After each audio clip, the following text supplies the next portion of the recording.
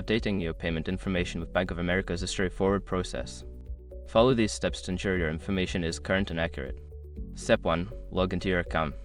Visit the Bank of America website or open the mobile app. Enter your username and password to access your account. Step 2. Navigate to Payment Settings. Once logged in, locate the Payments or Payment Settings section in the main menu. This is where you can manage your payment methods. Step 3. Select Update Payment Information.